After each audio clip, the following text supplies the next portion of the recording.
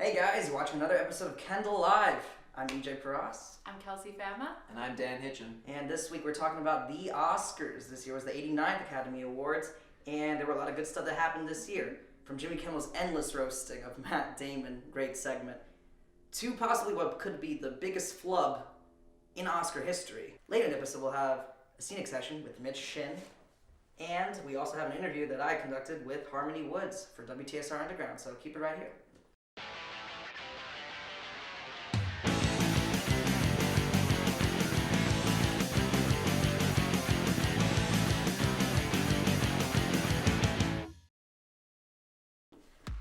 Alright, so let's get underway with the discussion. First off, let's talk about La La Land. So obviously this one was the favorite in terms of music, and also in terms of, would you guys agree it was the front runner of this year's Oscars? Okay.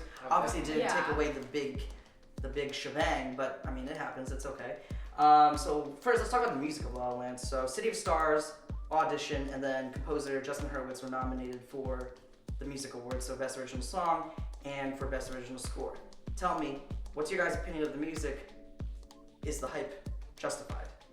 I'll start off and say I think so. I personally, I saw La La Land twice. I thought it was absolutely amazing. I feel like it changed my life, honestly. Like, it was one of those movies that is just so good and so unique.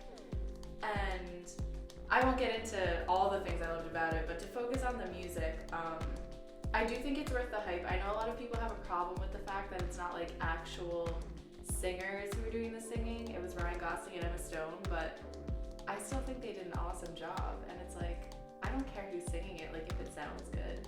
And in my opinion, I thought that Ryan Gosling and Emma Stone could carry a tune, especially Emma Stone for Audition, the Fools Who Dream, and that was one of the songs that was nominated for Best Original Song. I thought that she sounded amazing in that, and that in the movie, she performed it live. So what you see in the movie is her actual live performance, and that's real. I thought that was awesome. I also saw the movie twice. Dan, how many times did you see the movie?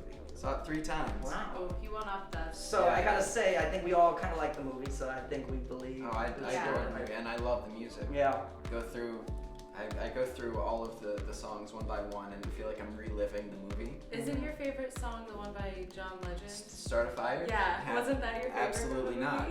It's not a bad song at all. It just in the context of the entire soundtrack, it doesn't fit if I'm just listening to them for a listening pleasure. Did City of Stars deserve to win the Best Original Song award? I would say, okay, the song itself, I would say does deserve it, but it's not the song that I wanted to win. I'm only mad it didn't win because there was other songs I wanted to win more. Yeah. I would have loved for the Audition to win because I think that's the best song from La La Land. I think the lyrics are better and it's more emotional, and I think Emma Stone's singing is a lot better than Ryan Gosling's. But I also would have been really happy if the song from Moana won because I thought it was... How Far I'll Go? Yeah, I thought it was so beautiful, and I love Ali'i, and I love Lin-Manuel, so... And if Lin-Manuel won that, he would have been an EGOT. Yes, and that would have been so cool. So for that reason, I wouldn't have been even that angry if it did win. Not that any award or not that any nomination would have made me angry if it didn't win, but it was pretty much a clear-cut, City of Stars win. I mean, let's be real, as long as the freaking song from Trolls didn't win, we really can't complain. Not that it's a terrible song or anything, but there's no reason that song should have an Oscar. You know what, let's use that as a transition to the next question. What was the best performance that you guys thought from the Oscars itself? And Justin Timberlake did open the show with the song from Trolls. Can't Stop the Feeling. I mean, he was fine. It was a fairly standard Justin Timberlake performance with a lot of backup dancers and a lot of fun went into the crowd, but that's mostly what it was. But I think what really the performances that blew me away, I don't want to butcher her name. Say it for me. Moana. Ali'i Carvalho. Yes, her. She was fantastic. She was great she voice. Was. Real champ. Got hit by a flag and just pushed on through. Just pushed on, and she even I feel like she let out a little giggle and still carried the notes. She was so composed though. Yeah. There was just one of the things I really loved about that performance was she came out and it was just this feeling she is a Disney princess, she is Moana, and there was just something beautiful about that. Yeah. Yeah, I was a little bit disappointed that Emma Stone and Ryan Gosling weren't the ones performing Audition in the City of Stars, but I mean, John Legend really impressed me, and he proved that he's got one of the best voices in music today. All right, let's move on to our last discussion question for this week's episode, and it's about original scores. Now, in terms of, from a general sense, what do you guys think scores do that kind of amplify a movie? What makes a good score, and how does it affect a good movie? All right, so I mean, most of my experience with scores, I mean, that's not true. You have experience with scores every single movie you watch, and a lot of the times you don't even notice. But without it, imagine a movie without that background music, without the subtle, there's, even if it's just a couple notes on a piano or something, it sets the scene, it sets the mood, it's very, very important. Most of my favorite scores are Pixar films, which I like to listen to while I do studying. I also wake up to the Inside Out theme song. See, I don't think that makes any sense to me, but it wakes me up, I swear. It's very subtle, and yet it wakes me up. Isn't that the scene where she's born? Do you feel like you're being born with a new day when you listen to that? Yeah, I just lift the blanket, and there I am, alive for a new day. That's how that works. But yeah, scores absolutely are integral to the mood of a movie, to the progression of the movie, of the story, of all that. Good stuff, Dan. Great points, guys. This was a good discussion. I had a good time. Yeah. It was a good time. Yeah, it was awesome. Well, now we have a scenic session by our very own Mitchell Shin.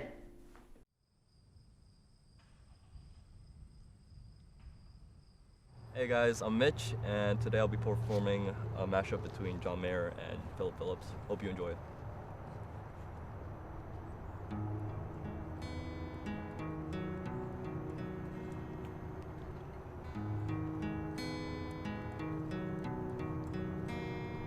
No, I'm not the man I used to be lately.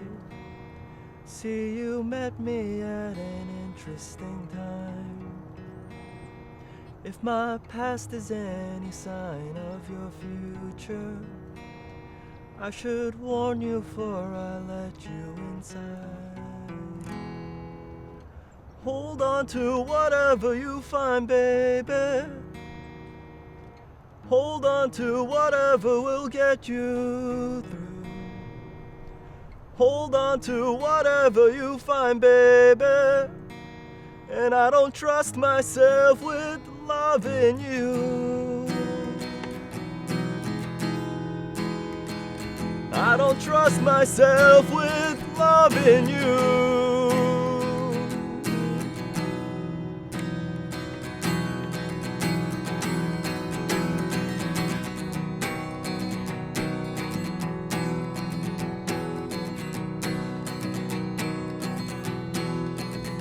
But you hold on to me as you go, as we roll down this unfamiliar road. And although this wave is stringing us along, just know you're not. I'm gonna make this place your home.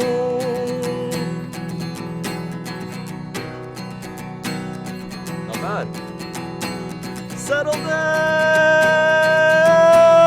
it'll all be clear. Don't pay no mind to the demons, they fill you with fear. Trouble, it might drag you down. If you get lost, you can always be found. Just know you're not alone. And I'm gonna make this place your home.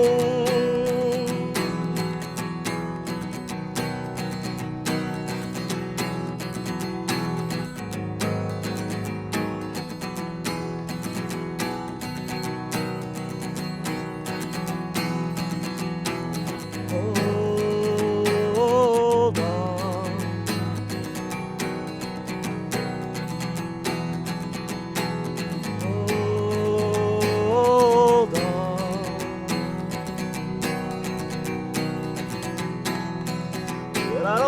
myself. I don't trust myself with loving you.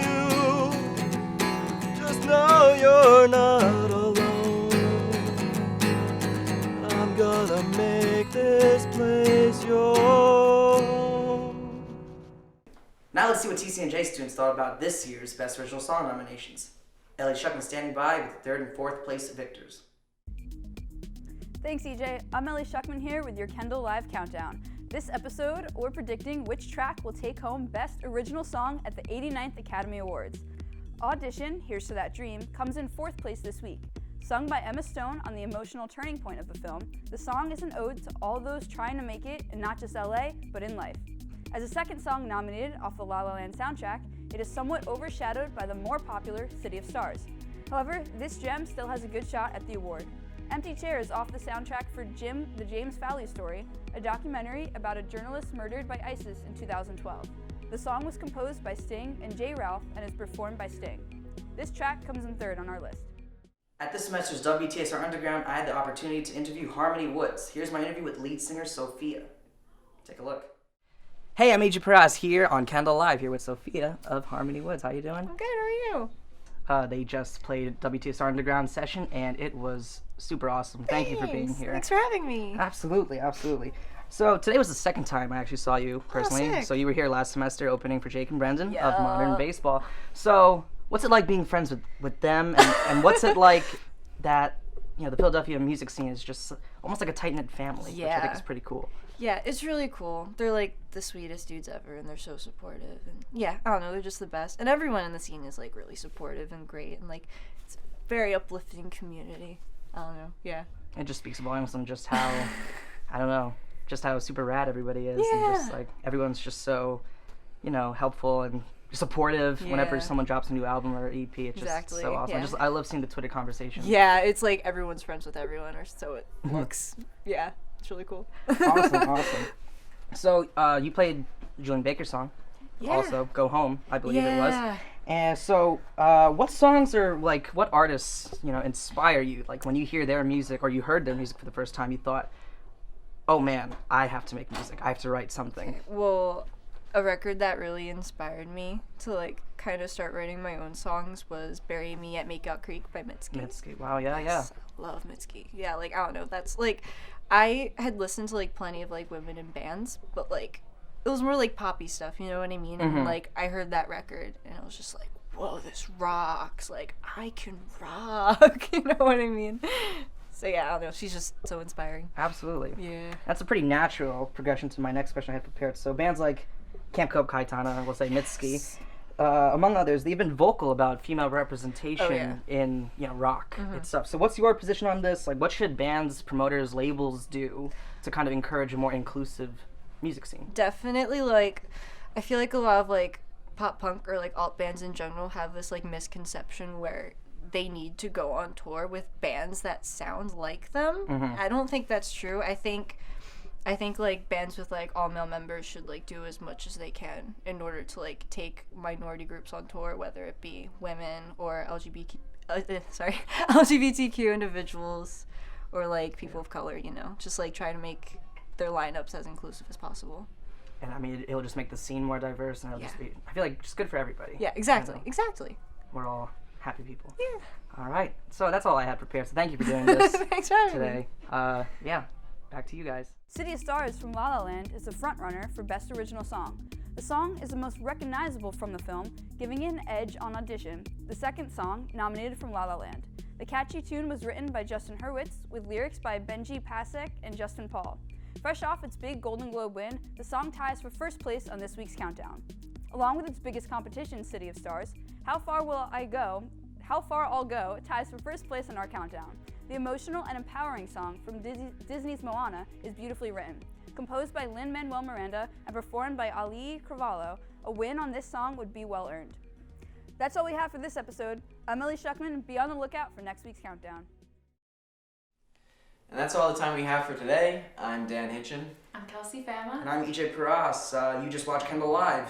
If you liked what you saw, like us on Facebook, follow us on Twitter and Instagram, and email us at ltv@tcnj.edu.